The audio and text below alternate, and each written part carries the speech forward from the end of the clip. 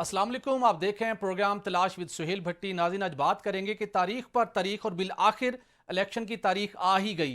आम इंतखाबात 18 फरवरी को होंगे। सुप्रीम कोर्ट ऑफ पाकिस्तान ने 2 रोज़ में ही इस मामले को मुस्तकिल बुनियादों के ऊपर हल कर दिया है। इसके साथ बात करेंगे कि सुप्रीम कोर्ट ऑफ पाकिस्तान का कहना है कि सदर मुमलिकत के पास इलेक्शन की तारीख देने का इख्तियार था, मगर उन्होंने ये इख्तियार इस्तेमाल नहीं किया। जबकि कौमी असम्बली को तहलील करने का उनके पास इख्तियार नहीं था, लेकिन उन्होंने कौमी असम्बली तहलील की। बड़ी सख्त ऑब्जर्वेशन दी गई सुप्रीम कोर्ट ऑफ पाकिस्तान की जानिब से। फ्यूचर में इसके क्या कॉन्सिक्वेंसेज हो सकते हैं, इसके ऊपर बात करेंगे। और इसके साथ बात करेंगे कि इंतखाबात की अब तैयारियां शुरू हो गई हैं। क्या सियासी जमातें अवाम को अपने मंशूर के साथ किस हद तक कायल कर पाएंगी। और इसके साथ बात करेंगे कि पाकिस्तान पीपल्स पार्टी और पीटीआई तो मुसलसल ये शिकवा कर रही थी कि उन्हें लेवल प्लेइंग फील्ड नहीं मिल रही, लेकिन मुस्लिम लीग नून का भी शिकवा सामने आया है कि उन्हें कभी भी लेवल प्लेइंग फील्ड नहीं मिली। क्या अगर तमाम सियासी जमातों को लेवल प्लेइंग फील्ड ना मिलने का शिकवा है, तो फिर खराबी कहां पे है? क्यों लेवल प्लेइंग फील्ड तमाम जमातों को इक्वली नहीं मिलती? इस पर बात करेंगे। और इसके साथ बात करेंगे कि साबिक वज़ीर आज़म की साइफर केस में जमानत से मुतल्लिक दरखास्त सुप्रीम कोर्ट में दायर हो गई है और साइफर गुमशुदगी केस के अंदर एक बड़ी पेशरफ्त हुई है। इसकी तफसीलात भी आपको प्रोग्राम के आएंगे। और इसके साथ आपको बताएंगे कि पाकिस्तान में इंसानी हकूक के हवाले से जिन चैलेंजेस का सामना है, उन चैलेंजेस से निमटने के लिए वजारत इंसानी हकूक क्या इकदाम कर रही है। इन इशूज़ पर बात करने के लिए हम स्टूडियो में ज्वाइन कर रहे हैं पाकिस्तान पीपल्स पार्टी के रहनुमा सरदार सलीम हैदर साहब, उसके साथ सीनियर तज्ज़िया निगार मोहम्मद काबरन साहब, और उसके साथ साथ स्काइप पर हमारे साथ होंगे मुस्लिम लीग नून के रहनुमा सदीक अल फारूक साहब। आप तीनों का बहुत शुक्रिया। सरदार सलीम हैदर साहब, मैं पहले ज़रा आपसे जानना चाहूँगा, पीपल्स पार्टी जो पीडीएम के अंदर इत्तेहादी जमात थी पीडीएम की, और नून लीग के साथ बहुत अच्छे आपके मरासिम रहे, लेकिन जैसे ही हुकूमत खत्म हुई उसके बाद आपका पहला मुतालबा सामने आया कि इलेक्शन 90 रोज के अंदर हो। पुरजोर मुतालबा किया, लेकिन वो मुतालबा पूरा ना हुआ, और अब उसके बाद गैर यकीनी की सूरत हाल बढ़ती गई। और अब सुप्रीम कोर्ट ऑफ पाकिस्तान के हुक्म के बाद गैर यकीनी के बाद तो छट गए। लेकिन जो आप ये दावा करते हैं, जो आप एक कंसर्न शो करते हैं कि हमें लेवल प्लेइंग फील्ड नहीं मिलती, अब इलेक्शन की तारीख मुकर्रर हो गई। पीपल्स पार्टी सिंध की हद तक महदूद दिखाई देती है, पंजाब में, दीगर सूबों में अब आप आए, एक्टिव हों और अपने लिए जो फील्ड आपको चाहिए, देखते हैं कौन रोकते हैं आपको लेवल प्लेइंग फील्ड देने से। पीपल्स पार्टी क्यों मुतहरिक नहीं है पंजाब में? बिस्मिल्लाहिर्रहमानिर्रहीम। एक तो शुक्रिया भट्टी साहब आपका। दूसरे दूसरे इन्हें क्वेश्चन किया।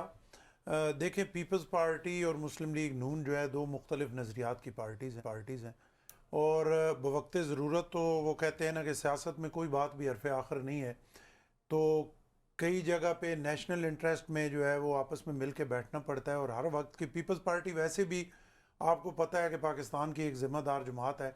जब नेशनल इंटरेस्ट की बात आती है तो वो हर चीज़ पीछे छोड़ देती है, आपने वोट ख़राब कर देती है, लेकिन नेशनल इंटरेस्ट को जो है वो मुकद्दम रखती है। और उसमें नून लीग के साथ कई दफ़ा हम बैठे, कई दफ़ा इकट्ठे चले।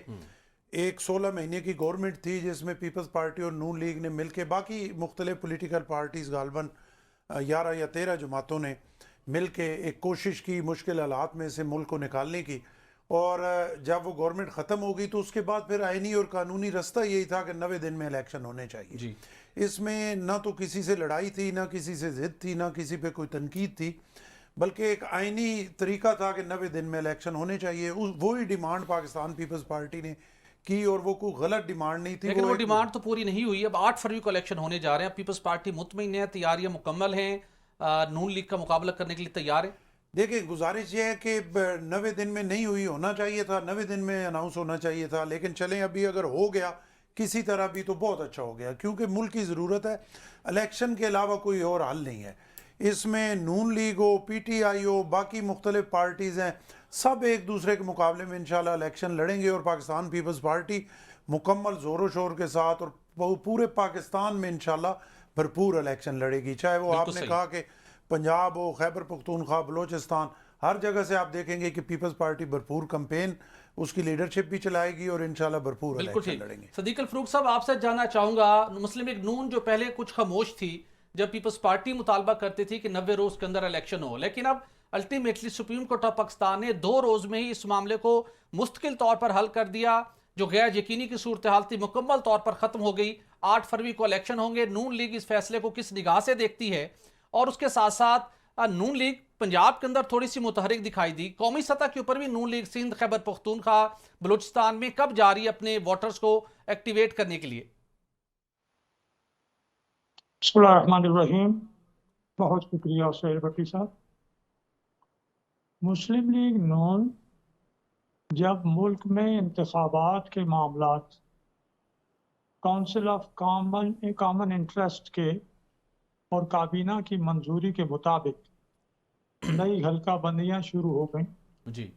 और इलेक्शन कमीशन ने जनवरी का आखिरी हफ्ता भी दे दिया, तो नवाज शरीफ साहब ने जब वो पाकिस्तान तशरीफ ला रहे थे, दुबई में अखबार नवीसों से गुफ्तगू में कहा कि जो इलेक्शन कमीशन का प्रोग्राम है हम उसके साथ हैं और इलेक्शन जो है ये वो आइन और कानून के मुताबिक होने चाहिए। अब ये अलग बात है कि पीपल्स पार्टी ने इसे एक तनाज़ा बनाया और हमने कहा कि जब इलेक्शन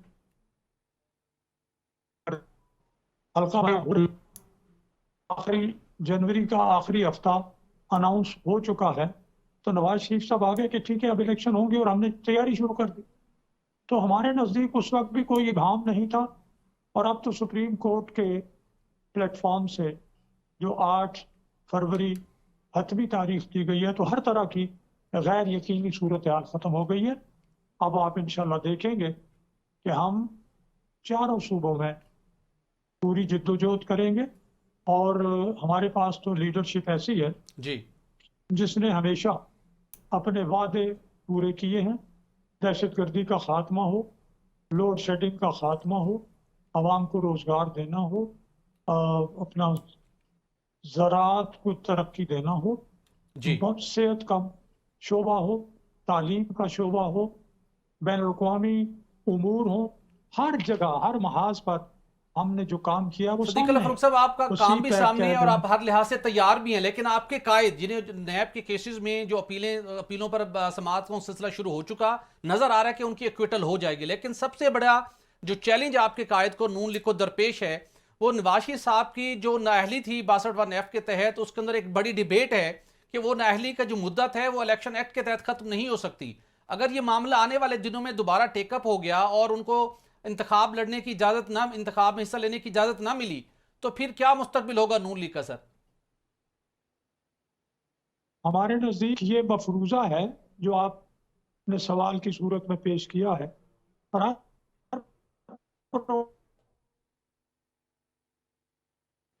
ये आइन तय नहीं है नाअहली की। जब आइन मुद्दत तय नहीं करता, तो पार्लियामेंट का कानून जो है वही हतमी होगा। और अब तो सुप्रीम कोर्ट ने जी फैसला भी दे दिया कि पार्लियामेंट जो कानून साजी करे उसके रास्ते में ना कोई रुकावट आ सकती है, ना उसे अनडू किया जा सकता है। तो पार्लियामेंट ने नाअहली की मुद्दत 5 साल मुकर्रर कर दी है। मुकदमा वो झूठा ही था। किस तरह से पानामा, जिसमें जनाब नवाज शरीफ का नाम ही नहीं, जी वो उससे शुरू किया। वो 450 बंदे उधर ही पड़े हैं। फिर अकामा निकाल के नवाज शरीफ साहब को नाअहल किया। जिस तरह से उस वक्त ठीक की सुप्रीम कोर्ट के 5 जजों ने उस वक्त के चीफ ठीक। जस्टिस की मैं सरबराही सदीक अरफा साहब, मैं उनकी आपकी जाने हिदायत पे वापस अमल आता हूं। मैं किया। जरा कामरान साहब से वो जानना चाहूंगा। कामरान साहब, आपसे जानना चाहूंगा, आपने सुप्रीम कोर्ट को तवील अरसे तक आपने कवर किया। सुप्रीम कोर्ट के आज फैसले को आप किस निगाह से देखते हैं? एक बड़ी गैर यकीनी की फजा थी और सिर्फ 2 रोज में ही बड़े बेहतर अंदाज में चीफ जस्टिस ऑफ पाकिस्तान ने इस मामले को कंक्लूड करा दिया, जिसके ऊपर बिल्कुल अब कोई उसके ऊपर सवाल तक नहीं उठा सकता। 8 फरवरी को इलेक्शन होंगे, लेकिन इसके साथ साथ जो ऑब्जर्वेशन आई है सुप्रीम कोर्ट ऑफ पाकिस्तान की जानिब से, जिसके अंदर पहले हमें यह बताया गया था जो इलेक्शन देने की तारीख देने का इख्तियार है, होली सोली रोल और अथॉरिटी वो इलेक्शन कमीशन ऑफ पाकिस्तान की है, लेकिन सुप्रीम कोर्ट ऑफ पाकिस्तान ने जो अपनी ऑब्जर्वेशन दी है कि सदर के पास इलेक्शन की तारीख देने का इख्तियार था, वो उन्होंने इस्तेमाल नहीं किया। कौमी असम्बली की को तहलील ना करने का उन्होंने नहीं करना चाहिए था, उनके पास तहलील करने का इख्तियार नहीं था, उन्होंने पावर को एक्सरसाइज किया। इस ऑब्जर्वेशन को आप किस निगाह से देखते हैं? क्या फ्यूचर में कोई कॉम्प्लिकेशंस हो सकती हैं? शुक्रिया भट्टी साहब। सबसे पहली बात तो ये कि आपने 2 बार ये बात की कि 2 दिन के अंदर सुप्रीम कोर्ट ने ये एक यादगारी फैसला जो है वो जारी किया। बिल्कुल सही, ये क्रेडिट जाता है मौजूद चीफ जस्टिस को कि उन्होंने वाकई 2 समातों में ये केस जो है वो निपटाया। और गुज़श्ता रोज़ की जो समात थी आपके सामने कि वो डे लॉन्ग हियरिंग चलती रही, और उन्होंने इसके ऊपर फिर इसको जिस अंदाज में निपटाया तो इसको लॉजिकल कंक्लूजन की तरफ लेके गए, नंबर वन। सेकेंडली, आपने ऑब्जर्वेशंस की जो बात की, बड़ी सब आपको भी पता है कि ऑब्जर्वेशन और रिमार्क्स की क्या हैसियत होती है। हम तो बात करेंगे उसकी जो कि आपका रिटन ऑर्डर जो है वो आएगा, जो तहरीरी हुक्मनामा होगा। मेरा ये ख्याल है कि ये आज की जो इस केस की जो प्रोसीडिंग्स थी, ये एडवर्सेरियल प्रोसीडिंग्स नहीं थी, किसी के मुखालिफ नहीं थी, किसी के खिलाफ कार्रवाई नहीं होने जा रही थी। ये एक केस था कि जी आइन की पासदारी होनी चाहिए, 90 दिन के अंदर इलेक्शन की पिटीशन थी सुप्रीम कोर्ट बार की, उस पिटीशन में ये फैसला दे दिया गया कि जी हाँ, आइन यही कहता है, कानून यही कहता है और इसके ऊपर होना चाहिए था। अगर इसमें देखें, अगर आप ये कह रहे हैं कि जी उन्होंने सदर के खिलाफ ये रिमार्क्स दिए, तो मैं ये पूछूंगा कि वो जो इससे पहले जब ये असम्बलियाँ, पंजाब असम्बली का केस और खैबर पख्तूनख्वा असम्बली का केस था, और उस वक्त की अदलिया जो है वो बार बार तारीख पे तारीख दे रही थी, डेडलाइन दे रही थी, 14 मई को इलेक्शन कराने के स्टैंडिंग ऑर्डर्स आज भी मौजूद हैं, उस वक्त फिर क्यों नहीं अमल हुआ? और जिन्होंने उस पर अमल नहीं किया तो असल तो वो खतावार तो वो होंगे ना, फिर उनके खिलाफ तौहीन अदालत की कार्रवाई होनी चाहिए और उनके खिलाफ आर्टिकल 6 की कार्रवाई होनी चाहिए। एग्जैक्टली, बिल्कुल सही कहा आपने। अब बात यह है कि वो इस तरफ नहीं गए। मैंने इसीलिए कहा कि ये एडवर्सेरियल प्रोसीडिंग्स नहीं थी, किसी के खिलाफ नहीं थी। एक मामला था कि जी ये 90 दिन वाला, जाहिर है वो 90 दिन का पीरियड भी अब गुजर चुका है, वो इन्फ्रक्चर्स हो चुका है मामला। तो अब ये था कि जी फौरी तौर पर कराए जाएं, तो जो स्कीम चल रही थी उसके मुताबिक ही होने थे इलेक्शन। और एक चीज़ इसमें और कि बड़ी साहब, आपको पता है कि ये इलेक्शन जो है वो, यानी पंजाब का इलेक्शन और खैबर पख्तूनख्वा का इलेक्शन 90 दिन में क्यों नहीं हो सका था, बावजूद सुप्रीम कोर्ट के ऑर्डर्स के? उसमें उस वक्त की हुकूमत बिल्कुल मुखालफाना थी, उसमें आपकी नून लीग भी शामिल थी, उसमें हमारे पीपल्स पार्टी वाले भी शामिल थे। उन्होंने, कोई नहीं चाह रहा था, ये हुकूमतें उस वक्त की नहीं चाह रही थी, पीडीएम की हुकूमत नहीं चाह रही थी कि इलेक्शन हो। इसीलिए इलेक्शन कमीशन को भी उन्होंने, आप इसको साजबाज कह लें या नेक्सस कह लें, उनका था, जिसकी वजह से उन्होंने भी हुकूमत का साथ दिया और ये नहीं हुआ। और ये बड़ी क्लियर है, जो सीक्वेंस ऑफ इवेंट्स हैं इस केस के, आप उठा के देख लीजिए, इस बात से कोई इंकार नहीं कर सकता। मैं एक इसी से रेलेवेंट क्वेश्चन आपसे करना चाहूंगा। जब पीडीएम की गवर्नमेंट ने अगस्त में कौमी असम्बली तहलील कर दी थी, सदर मुमलिकत आरिफ अलवी साहब, जिनका आइनी जिम्मेदारी भी थी और उसके बाद पाकिस्तान तहरीक इंसाफ के साथ उनका ताल्लुक भी और राब्ते में भी थे, और इवन चेयरमैन पीटीआई ने जेल से पैगाम भिजवाया कि सदर मुमलिकत से जो उनको तवक्को थी उस पर पूरा नहीं उतरे। तो उस वक्त जो हालात थे, सदर मुमलिकत भले उस पर अमल होता या ना होता, जिसकी जानिब सुप्रीम कोर्ट ऑफ पाकिस्तान ने इशारा किया है, अगर वो एक तारीख दे देते तो क्या हर्ज था? आपके मुताबिक क्या ऐसा कंसर्न था कि हिकमत अमली से काम लिया सदर मुमलिकत, अपने आप को इससे उन्होंने दूर रखा, अपनी इस इख्तियार को इस्तेमाल नहीं किया? भट्टी साहब, इसमें देखें, सदर मुमलिकत क्यों ना देते हैं? सदर मुमलिकत की दिली ख्वाहिश थी कि ये हो, इलेक्शन हो। उसकी वजह यह है कि वो जिस पार्टी से उनका ताल्लुक है वो चाहती थी कि जी फौरी तौर पर इलेक्शन हो। असम्बलियां तोड़ने की वजह यही थी कि फौरी तौर पर इलेक्शन चाहते थे। अब बात यह है कि सदर मुमलिकत ने तारीख देने के लिए जब इलेक्शन कमीशन को बुलाया आपके सामने, कि जी इलेक्शन कमीशन ने यानी इतने डिसकर्टियस उनको जवाब दिया, उन्होंने लिख के जवाब दे दिया, उन्होंने कहा जी हम नहीं आते आपके पास, हमें ज़रूरत ही नहीं है, मुलाकात की भी ज़रूरत नहीं है। कर्टेसी डिमांड्स कि ये इलेक्शन कमीशन का कोई भी डेलीगेशन या वहाँ पे जाता और उनको बताता कि जी कानून अब ये नहीं है, अब ये है, तो हम ऐसा करेंगे, तो एक भरम रह जाता। उसके बाद सदर मुमलिकत ने इन लॉ मिनिस्ट्री को, उस वक्त की लॉ मिनिस्ट्री से जवाब मांगा। लॉ मिनिस्ट्री ने भी ये कह दिया कि जी इलेक्शन कमीशन ठीक कह रहा है, आप सदर साहब आप नहीं तारीख दे सकते। तो फिर सदर के पास क्या इख्तियार रह जाना था? एक इलामिया जारी कर देते, चलें एक इलामिया वो किया उन्होंने, देखिए वो भी किया उन्होंने किया। मैं वकालत नहीं कर रहा सदर मुमलिकत की, लेकिन हकीकत यह है कि उन्होंने इलामिया जारी किया था जिसमें उन्होंने कहा था कि जी उन्होंने कहा कि 90 दिन इस तारीख को पूरे हो रहे हैं, इलेक्शन इधर होना चाहिए अगर आईनी पासदारी करनी। बिल्कुल ठीक। सरदार साहब, आपसे जानना चाहूंगा, अब तो 8 फरवरी को इलेक्शन होने हैं, और जो मैंने पहले सवाल किया, अब शायद आने वाले दिनों में पीटीआई हमें पंजाब में मुतहरिक होते हुए शायद दिखाई भी दे। आपका अपने हल्के के अंदर नून लीग से मुकाबला होगा या पीटीआई के उम्मीदवार को अपने लिए कड़ा सख्त हरीफ समझते हैं? देखें भट्टी साहब, इस तरह है ना कि आज के दिन तो मुकाबला नून लीग से होगा। देखिए ज़ाहरी तौर पे वहाँ पे पीटीआई का उम्मीदवार कोई है नहीं, उनके वोट्स तो ज़रूर हैं, पूरे पाकिस्तान में हैं। अब अगर हम उस पर आंखें बंद करें और हम उसको पीटीआई के उम्मीदवार कहाँ गए हैं जी? पीटीआई के उम्मीदवार गायब हैं, सामने नहीं है। अच्छा, गांव में भी नहीं है, इलाके में भी नहीं है? नहीं, गांव में भी नहीं है, ज़िले में भी नहीं है, और शायद मेरा ख्याल है पाकिस्तान में भी नहीं है। अच्छा, शॉकिंग जी। क्योंकि वो अचानक से कभी कभी उनका मैसेज आ जाता है, अपना वीडियो पैगाम जी, वो भी कोई महीने 1.5 महीने के गैप के बाद, और कोई आधे मिनट का पैगाम आता है, उसके बाद नहीं पता लगता कि वो कहाँ पे है। इसका तो आपको एडवांटेज मिलेगा मेरे ख्याल में। नहीं, मेरा ख्याल है देखें इलेक्शन है, सबका हक है, सबको मैदान में होना चाहिए। और वो जो पहले आपने भट्टी साहब कहा कि हर एक गिला करता है कि लेवल प्लेइंग फील्ड हमें नहीं मिल रही, तो सबको मिलनी चाहिए। पीटीआई भी इलेक्शन लड़े, नून लीग भी लड़े, पीपल्स पार्टी भी लड़े, और जिसको अवाम पसंद करें, जो जीते अवाम के वोटों से, जमहूरियत है उसमें, मेरा ख्याल है उसको मानना चाहिए। तो अटक में कम से कम आज की घड़ी तक पीटीआई के उम्मीदवार, अच्छा, अभी तक तो उम्मीदवार नहीं है, लेकिन आपकी पार्टी की ना एक बड़ी दिली ख्वाहिश हमें महसूस हो रही है। वो चाहते हैं कि पीटीआई के साथ ना इत्तेहाद कर लिया जाए, और आपके 2-3 रहनुमाओं ने हमारे प्रोग्राम में कहा कि अगर पीटीआई वाले हमारे पास चल के आते हैं हम वेलकम करेंगे, और सियासी तौर के ऊपर इत्तेहाद बनते रहते, कोई मुज़ायका नहीं, ताकि पंजाब के अंदर हम नून का भरपूर तरीके से मुकाबला कर सके। तो आपको भी इस टाइप के कुछ इम्कानात दिखाई दे रहे? देखिए, मेरे इल्म में कोई ऐसी बात नहीं है, लेकिन अगर नून लीग से अलायंस हो सकता है तो पीटीआई से भी हो सकता है।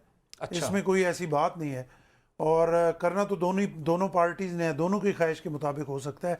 कम से कम एक पार्टी की ख्वाहिश पे नहीं हो सकता। पीपल्स पार्टी चाहे कि पीटीआई के साथ हमारा अलायंस हो, और पीटीआई ना चाहे तो नहीं हो सकता। और अगर पीटीआई चाहे और पीपल्स पार्टी जो है वो ना अलायंस करना चाहे तो नहीं हो सकता।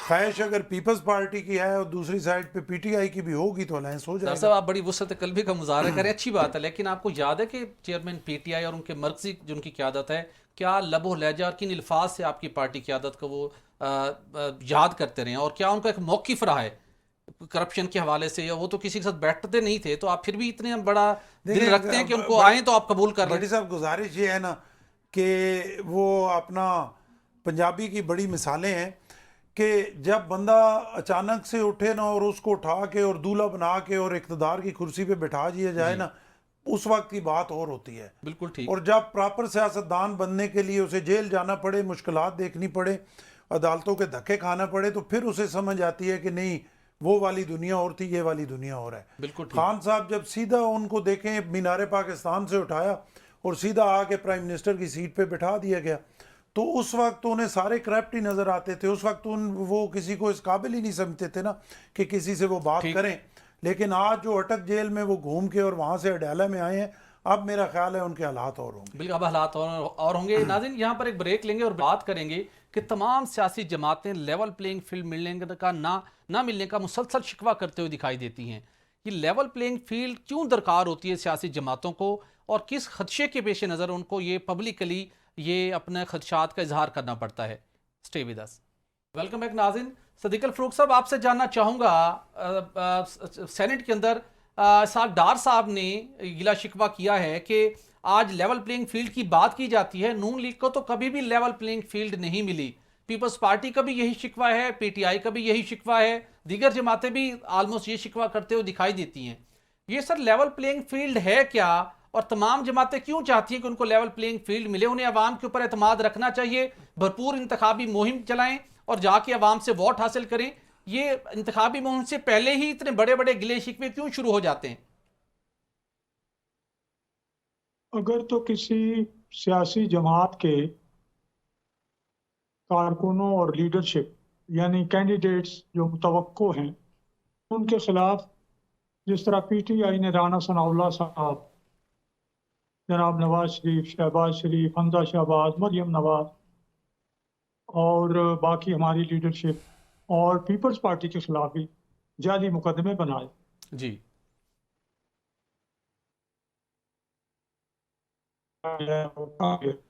अगर ऐसा पीपल्स पार्टी के खिलाफ जी उन्हें जलसे नहीं करने दिए जा रहे, तो इसका मतलब है कि पीपल्स पार्टी को लेवल प्लेइंग फील्ड नहीं मिल रहा। ठीक। लेकिन अगर ऐसा कुछ नहीं, तो फिर पीपल्स पार्टी को ये बात कहनी जचती नहीं। लेकिन सर, इस डेफिनेशन के मुताबिक तो फिर क्योंकि अभी पीटीआई का शिकवा बजा है आपकी इस डेफिनेशन के मुताबिक। नहीं, इसलिए कि 180 मिलियन पाउंड स्टर्लिंग का केस इतना मजबूत और उसके इतने नाकाबिल तरदीद सबूत हैं कि हुकूमत बरतानिया ने 180 मिलियन पाउंड स्टर्लिंग यानी तकरीबन 60 अरब रुपए पाकिस्तान को भेजे, वो भी सबूत मौजूद। फिर जिस तरह काबीना में वो लेके बंद लिफाफे में इमरान खान साहब ने मंजूरी ली, वो भी मौजूद। जी। काबीना का रिकॉर्ड भी मौजूद। तो ये तो केस जाली तो नहीं है ना, ये तो केस है। इसी तरह साइफर का केस है, उन्होंने खुद कहा, उन्होंने एक्सप्लॉइट किया, फिर उन्होंने कहा गुम हो गई है मुझसे, फिर उसमें बहुत कुछ आया, फिर जी। उनकी अपनी सेक्रेटेरिएट के, काबीना के लोग जो हैं वो गवाह मौजूद हैं। ये केस भी किसी ने घड़ा नहीं है, बनाया नहीं। तो इस तरह के जो जेन्युइन केसेस हैं, दुरुस्त केसेस हैं, कानून के मुताबिक बने हुए हैं, उनकी जद में जो जो आता है उसको तो कानून के मुताबिक फिर मुकदमा चल के सजा मिलनी चाहिए। तो सर ये अगर उन्हें इस केस में सजा हो गई अगर मुमकिन तौर के ऊपर, तो फिर तो वो जाहिर सी बात है नाअहल होंगे, इलेक्शन नहीं लड़ सकेंगे। और अगर इस सिनेरियो के अंदर पीटीआई के कुछ लोग कहते हैं कि अगर उन्हें इस एक्सट्रीम पर लेके गए मामलात को, तो फिर शायद चेयरमैन पीटीआई इलेक्शन का बायकॉट करने का ऐलान कर दें। तो ऐसे सिनेरियो में तो फिर वो शफाफ इंतखाबात, सबको इक्वली मौका मिलना और एक बड़ी जमात का इलेक्शन से बायकॉट करना, फिर बहुत से सवालात नहीं उठेंगे? जो लोग वाकईतन मुजरिम सामने नजर आ रहे हों, उनको इलेक्शन में, जहां 62-63 की बात भी होती है, उनको इलेक्शन में हिस्सा लेने देना मुजरिमाना फेल होगा। अगर मुजरिम जिन्होंने पाकिस्तान के पैसे खाए हैं, जी।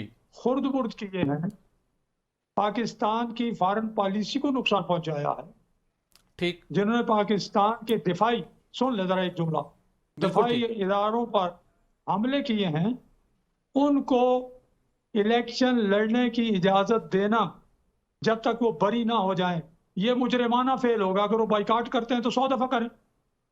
ठीक। कामरान खान, आपसे जानना चाहूंगा, अगर ऐसा सिनेरियो बनता है और 190 मिलियन पाउंड का जो मामला है, जिस स्टेज पर उसकी सारे मामला पहुंच चुकी हैं, तो उसमें क्या उसकी पॉसिबिलिटी नजर आती है उस केस के अंदर इमरान खान के लिए क्या मुश्किलात बन सकती हैं? और अगर बाइकआउट करती है पीटीआई इलेक्शन का, तो जो आलमी मुबस्सरीन और मुल्की सतह के ऊपर उसके क्या असरात होंगे? कैसे एक्सेप्ट किया जाएगा फिर इन इलेक्शंस के नताइज को?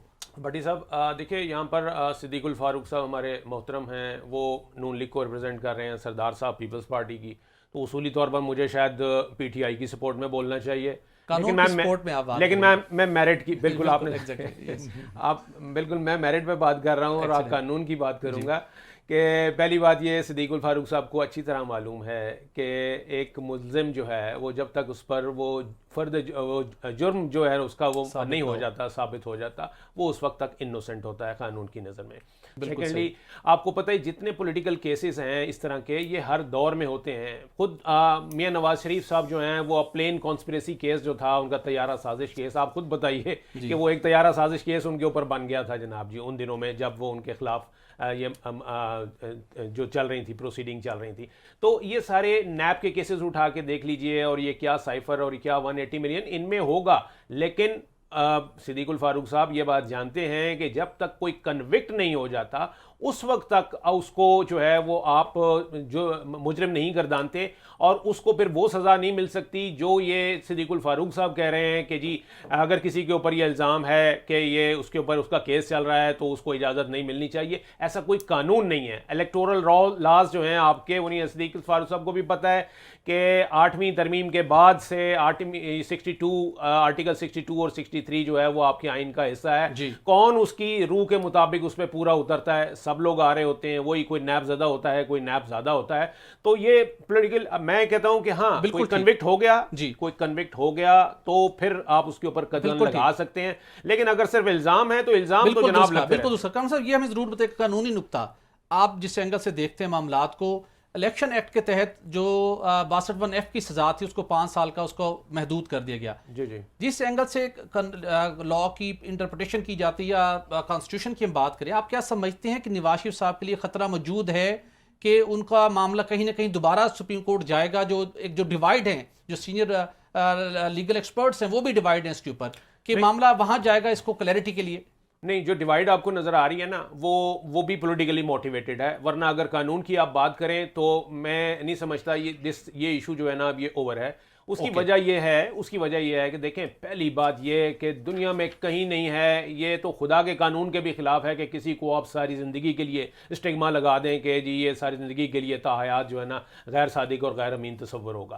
पहली बात, इस सुप्रीम कोर्ट ने यह कहा था कि जहां नहीं लिखी हुई मुद्दत, अगर आइन में नहीं लिखी हुई और कानून में नहीं लिखी हुई मुद्दत, तो फिर इसको हम ताहयात ही समझा जाएगा। ठीक है, अब ये हुआ है कि कानून में इलेक्शन एक्ट 2017 में बाकायदा अमेंडमेंट कर दी गई है।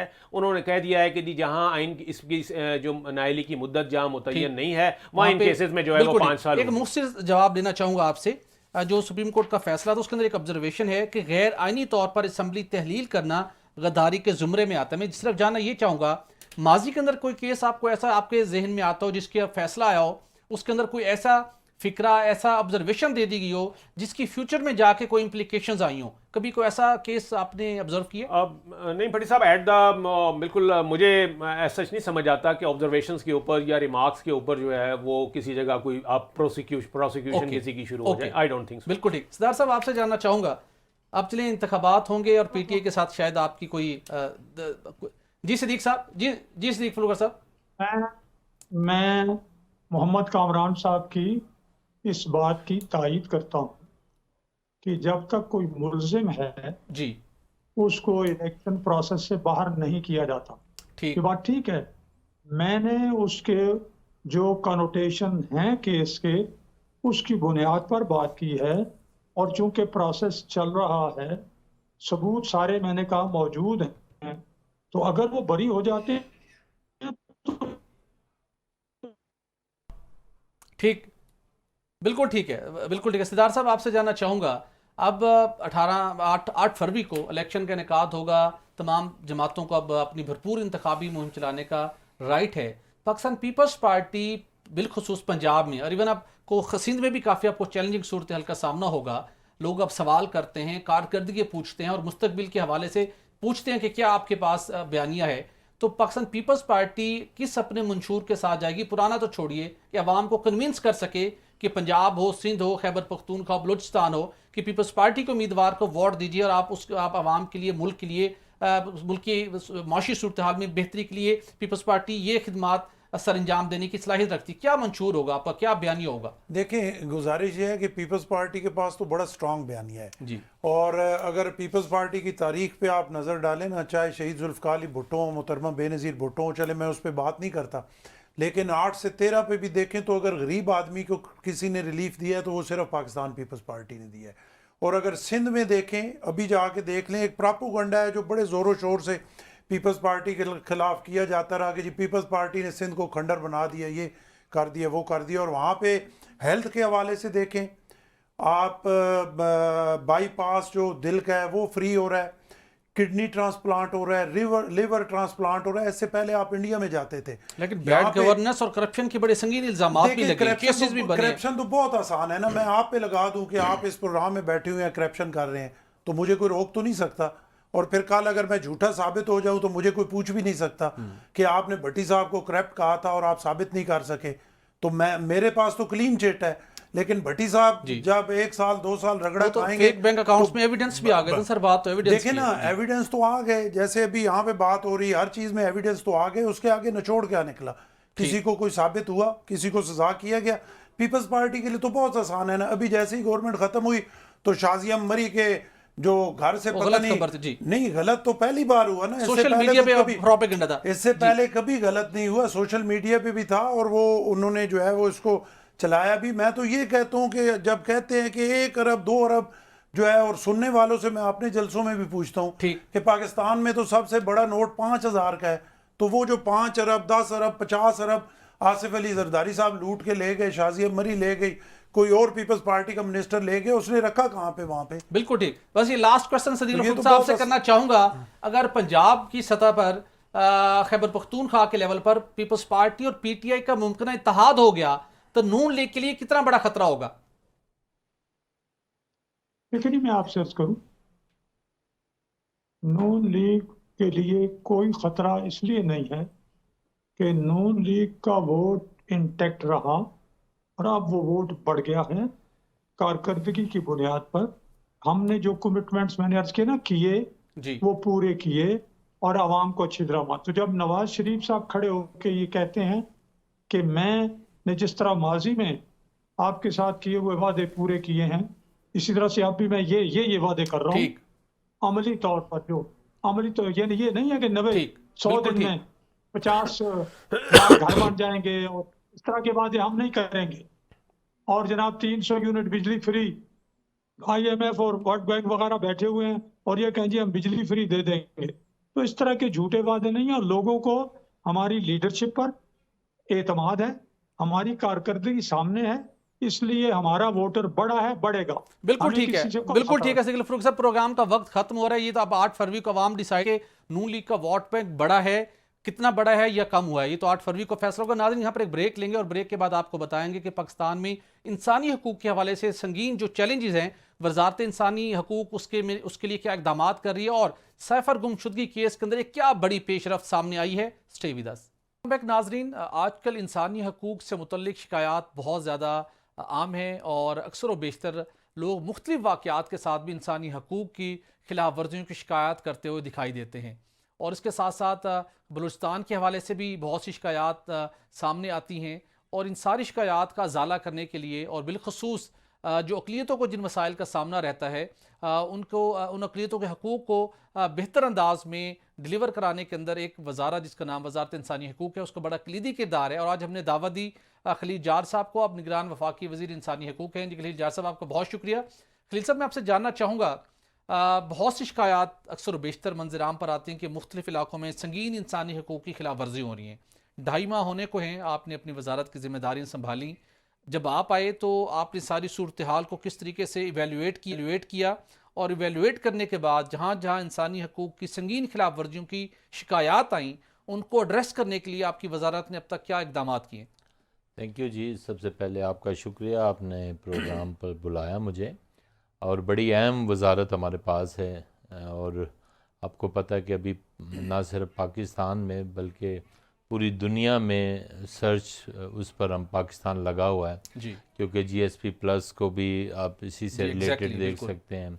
और बड़ी रिपोर्ट्स हमारी जनवरी फरवरी में हमने तैयारी करनी है, हमारी रिपोर्ट्स जानी UN में।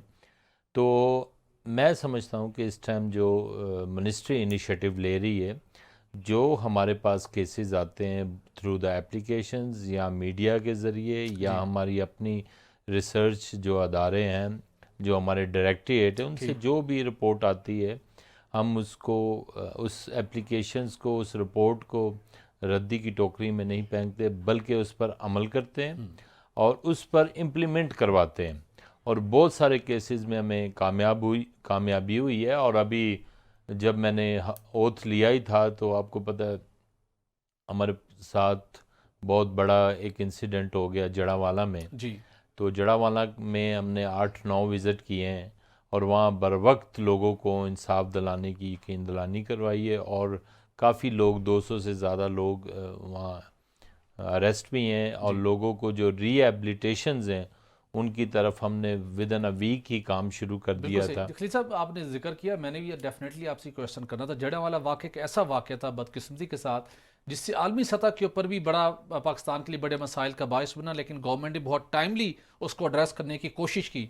उसके जो अब तक स्टेटस है, एक तो अदालती हवाले से हमें बताइएगा कि अदालत ने वहाँ पर आपने कुछ जवाब जमा करवाया, वहाँ पर गवर्नमेंट की जानिब से लाहौर हाई कोर्ट में अदब इत्मीनान का इजहार किया है कि वहाँ पर कोई कमीशन बनना चाहिए। और उसके साथ साथ जो लोग इस सारे वाक़े में मुलविस थे, कुछ इतलात ऐसी सामने आई थी कि उनकी पाकिस्तान दुश्मन जो ताकतें हैं उनके साथ उनकी कनेक्टिविटी थी, और एक सोचे समझे मंसूबे के तहत पाकिस्तान को डिफेम करने के लिए ये एक्टिविटी की गई।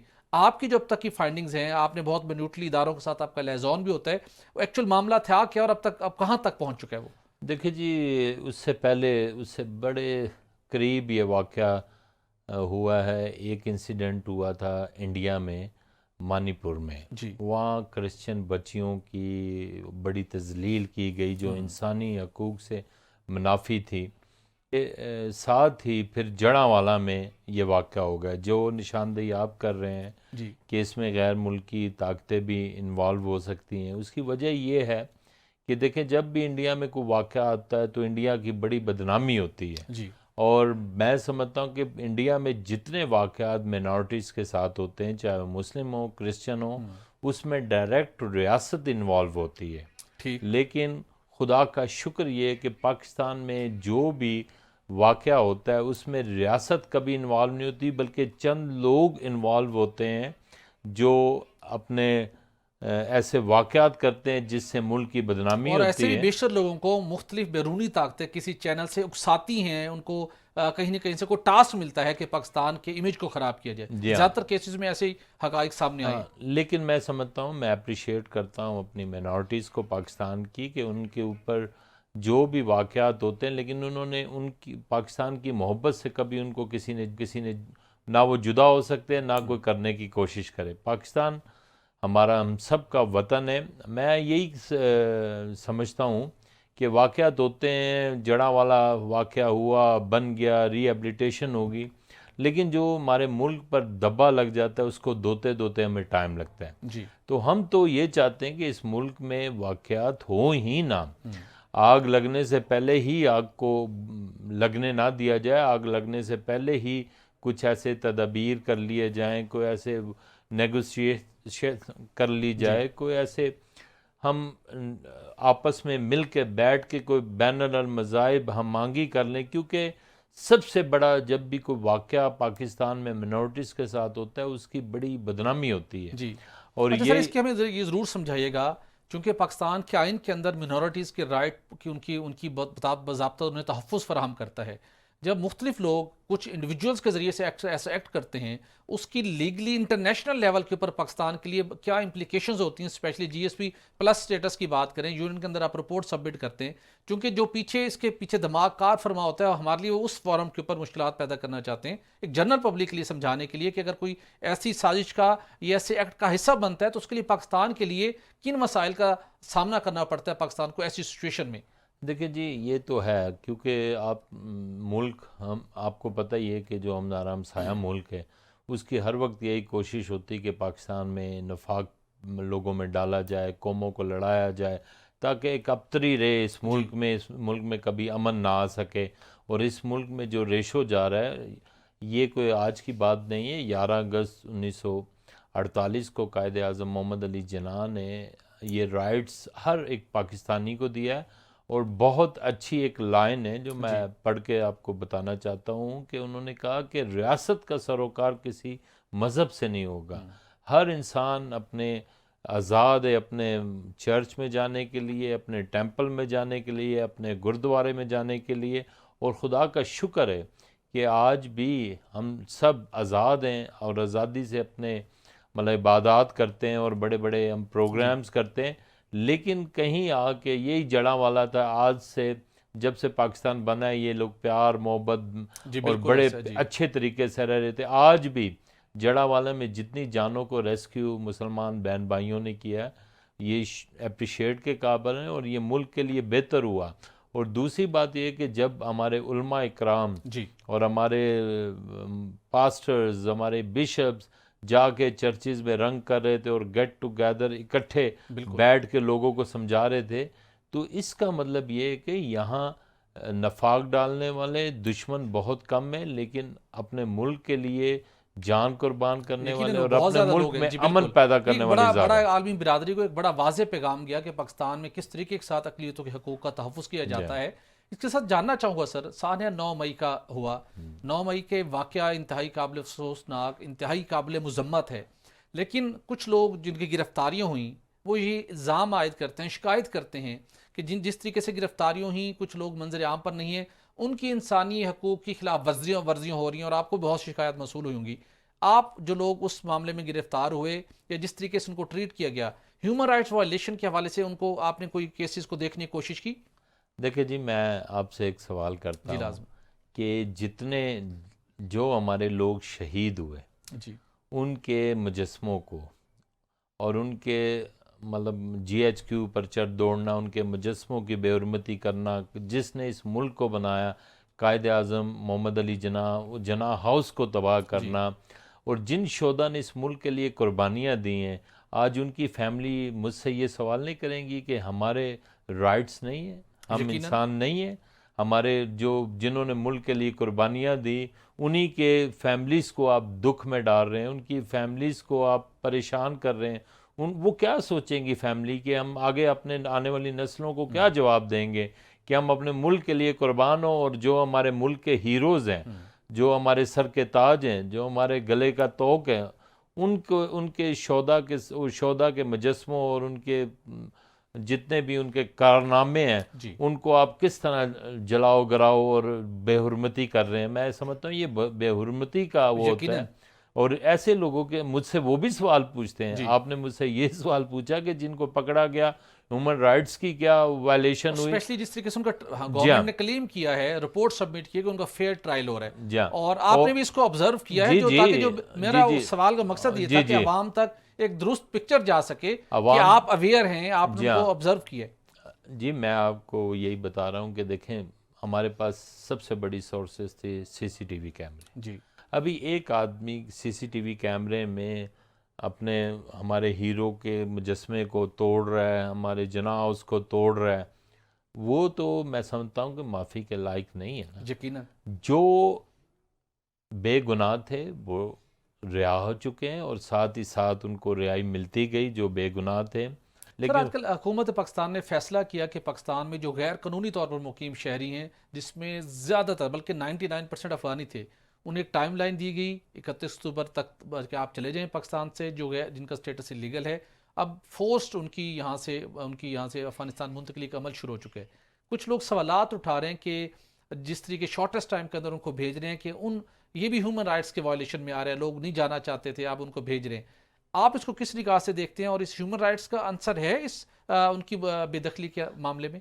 लेकिन जी, पहला सवाल आपको ह्यूमन राइट्स का, तो अमल दखल हर उस चीज़ में, अगर एक हाउसिंग एंड वर्क्स की मिनिस्ट्री है और वो सड़क ठीक नहीं बनाती, तो कोई लोग जाते हैं और उसकी डेथ हो जाती है, ज़ख्मी हो जाते हैं, तो ये भी ह्यूमन राइट्स की वायलेशन है।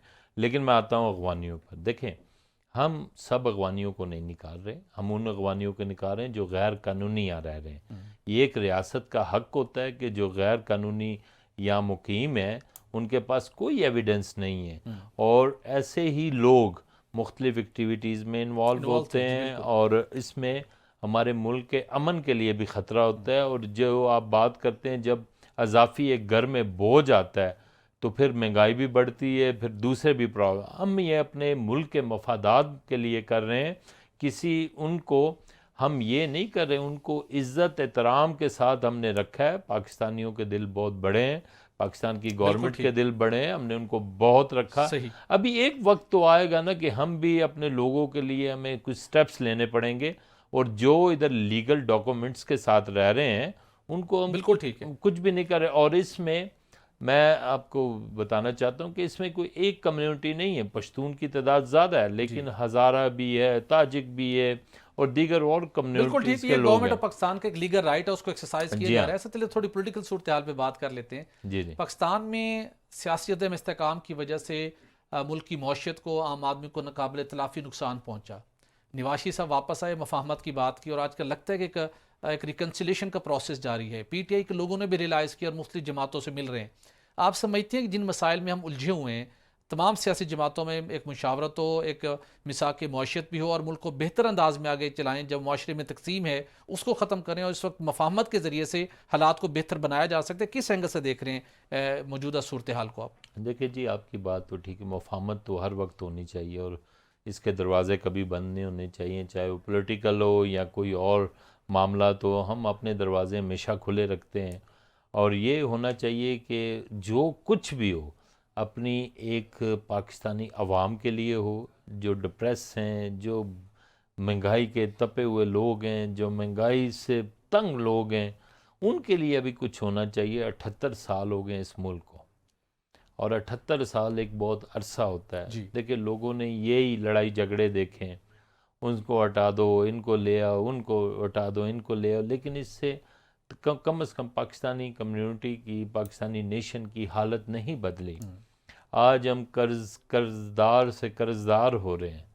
यही वजह है कि हम चाहते हैं कि हम में यूनिटी हो, और हम सब पॉलिटिकल इत्तेफाक से रहें, और जिसको पाकिस्तान तहरीक-ए-इंसाफ की जानिब से भी आपको एक सियासी इत्तेफाक की राय कायम होता हुआ दिखाई देता है आपको? और उसके साथ बताइएगा, आपको इलेक्शन कब होते हुए दिखाई दे रहे हैं? देखिए जी, इलेक्शन वेरी सून होंगे, और दूसरा ये कि इलेक्शन के लिए कोई कबाद नहीं, लेकिन इस टाइम जिस हालात से मुल्क गुज़र रहा है, आपको भी पता है माशी हालात में बड़ी तेज़ी से हम चाह रहे हैं कि तब्दीली आए। पेट्रोल नीचे आ रहा है, डॉलर नीचे आ रहा है, महंगाई नीचे हो रही है। तो ये एक इस गवर्नमेंट के अच्छे साइन है, बिल्कुल सही, अच्छे साइन है, ताकि लोगों को कुछ ना कुछ नज़र आए। बिल्कुल ठीक। पॉलिटिकल गवर्नमेंट्स में कुछ ना कुछ प्रॉब्लम ज़रूर होती बिल्कुल हैं, ठीक, लेकिन इसका ये मकसद नहीं है कि पॉलिटिकल प्रोसेस को बंद किया जाए। लेकिन बिल्कुल ठीक। पाकिस्तान को इस टाइम एक तवज्जो की ज़रूरत है, हम सब की, क्योंकि ये मुल्क है तो हम हैं, बिल्कुल अगर ठीक। ये मुल्क नहीं है। डॉक्टर साहब बहुत शुक्रिया। नाज़रीन, मार्च 2022 में पीडीएम की जानिब से उस वक्त के वज़ीर-ए-आज़म इमरान खान के खिलाफ तहरीक अदम एतमाद जमा कराई गई, जिसके बाद उन्होंने जलसे किए और पहले ही पीडीएम को शिकस्त देने से मुतल्लिक वो बड़े पुरुमीद थे। अपनी वज़ारत उज़्मा के दौरान ही उन्होंने 27 मार्च 2022 को जलसे में ख़त लहराया था और अपने खिलाफ अदम एतमाद की तहरीक को बैरूनी साजिश करार दिया था। इब्तदा में चेयरमैन तहरीक इंसाफ ने किसी मुल्क का नाम नहीं लिया, ताहम कौम से खिताब के दौरान जब उनके मुंह से अमेरिका का नाम निकला तो उन्होंने इसे गलती करार दे दिया। लेकिन जल्द ही चेयरमैन पाकिस्तान तहरीक इंसाफ ने वाज़े तौर पर अमेरिका और डोनाल्ड लू का नाम अपने जलसों में मुसलसल वो लेने लगे। बतौर वज़ीर-ए-आज़म कौमी सलामती कमेटी के इजलास में साइफर पर बात की, जिसके बाद अमरीकी सफ़ीर को डिमाश किया गया। लेकिन पीडीएम की हुकूमत का मौक़िफ़ था कि साइफर रूटीन की बात है, ताहम इसमें कोई साजिश का अंसर नहीं था। चेयरमैन पीटीआई ने अवामी जलसों में पीडीएम हुकूमत को इम्पोर्टेड हुकूमत का नाम दिया था। चेयरमैन पीटीआई की साइफर कहानी में अहम मोड़ तब आया जब चेयरमैन पीटीआई की ने एक मुबैना उनसे मंसूब एक मुबैना ऑडियो लीक सामने आई, जिसमें चेयरमैन पीटीआई शाहमूद और उसके साथ उस साबिक वजीर खारजा शाहमूद कुरैशी, उसके साथ असद उमर और आजम खान को बाकायदा साइफर से मुतल्लिक मंसूबा बनाते हुए सुना गया। ऑडियो लीक के बाद मामला FIA में गया, जहां चेयरमैन पीटीआई को तलब भी किया गया, तहकीकात हुई। FIA ने 15 अगस्त को साबिक वज़ीर-ए-आज़म, साबिक वजीर खारजा शाहमूद कुरैशी के खिलाफ साइफर की कॉपी वापस ना करने और साइफर को बुनियाद बनाकर बनी गाला में साजिश तैयार करने पर ऑफिशियल सीक्रेट एक्ट के सेक्शन 5 और 9 के तहत FIR दर्ज कर ली। साइफर केस में चेयरमैन पीटीआई के खिलाफ उनके प्रिंसिपल सेक्रेटरी आजम खान का बयान भी सामने आ चुका है और FIA ने 28 लोगों को बतौर गवाह साइफर केस में शामिल किया है, जिसके बाद अभी तक खसूसी अदालत में यह केस चल रहा है। लेकिन अब साइफर गुमशुदगी केस में नाज़रीन एक बड़ी पेशरफ सामने आई है कि साइफर की कॉपी मिल गई है। जी हाँ, वजारत खारजा ने काबीना डिवीजन में सील शुदा साइफर पैगाम की कॉपी हासिल कर ली है। निगरान वज़ीर-ए-आज़म की मंजूरी के बाद काबीना डिवीजन ने साइफर कॉपी वजारत खारजा के हवाले कर दी है। ज़राए के मुताबिक पीटीआई काबीना ने 30 मार्च 2022 को साइफर कॉपी काबीना डिवीजन के इंतहाई महफूज बॉक्स में रखवा दी थी। साबिक वज़ीर-ए-आज़म ने 30 मार्च 2022 को काबीना अरकान को इत्माद में लेने के लिए वजारत खारजा से साइफर की ये कॉपी मंगवाई थी। वजारत खारजा को साइफर की सील शुदा कॉपी मसूल होने के बाद साबिक वज़ीर-ए-आज़म के खिलाफ केस इख्तियार कर गया है। नाज़रीन, प्रोग्राम का वक्त खत्म हो जाता है, इजाज़त दीजिए, अल्लाह हाफिज़।